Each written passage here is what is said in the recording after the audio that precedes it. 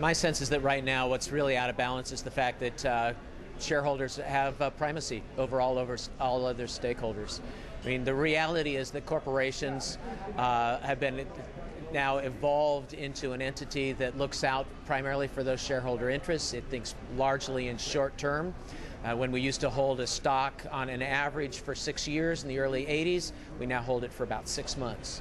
And that tells me that companies have become way too focused on their short-term profits, and the short-term value of their stock, and not enough interested in the long-term, sustainable environmental interests, the community's interests, workers' interests, human rights interests for that matter. And that's really where things are out of balance.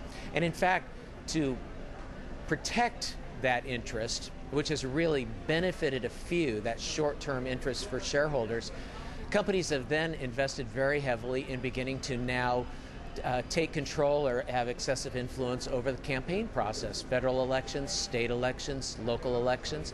And as a result now, our capitalism and the market fundamentalism and the pressures that really drive it have now bled into the governance system, and in the process have really corrupted the democracy.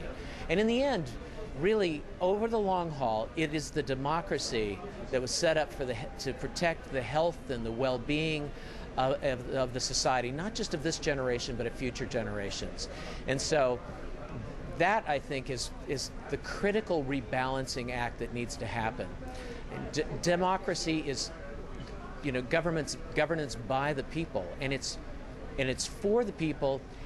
And it's not just for this generation, but it's for the next generation as well. And I think that's the key difference between governance and between corporate governance, which is really for very few people, the owners of the company, primarily for their short-term wealth enrichment, even if it's at the expense of everyone else.